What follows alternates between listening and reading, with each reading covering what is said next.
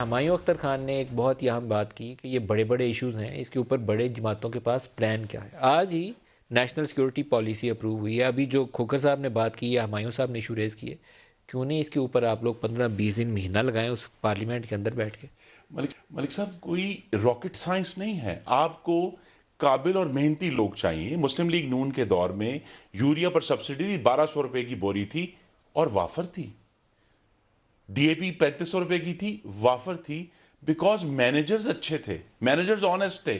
جب آپ کے پاس ٹیم ہی نہیں ہے، آپ یہ مینیج کرنے کے قابل نہیں ہیں، یا آپ مافیاز کے پریشر میں آ کر اپنے جو کھوکھر صاحب کہہ رہے ہیں کہ آج کھاد نہیں ہے تو کل گندم جی، کم میں ہے۔ نے یہ میں آپ کے ناظرین کو بتا دوں، اگر آج کسان کھاد کی لائن میں کھڑا ہے تو کل پاکستان کے شہری آٹے کی لائن میں کھڑے ہوں گے. یہ بڑی سیدھا اب یہاں اگر آپ کے پاس کمپیٹنٹ لوگ نہیں ہیں، یا جسے کہتے ہیں، جو عمران خان صاحب کچھ فرمایا کرتے ہیں کہ fish rots from the head, مچھلی سر سے گلنا، جب یہ سر گلا سڑا ہوا ہے تو پھر اگر آپ دیکھیں نا، نہ روپیہ مینج ہوا، نہ آپ کی کموڈیٹیز مینج ہوئی، نہ چینی، نہ آٹا، نہ گھی، نہ ایل این جی، نہ ایل پی جی، کوئی چیز. آپ یوریا مینج نہیں کر سکے، آپ ڈی اے ہمایوں پی صاحب مینج سے نہیں کر پوچھیں۔ سکے. تو جو بہت ساری بات ہے، دیکھیں بہت ساری بات یہ ہے کہ یہ کوئی ہم نے بیٹھ کر نیا نسخہ کیمیا دریافت نہیں کرنا.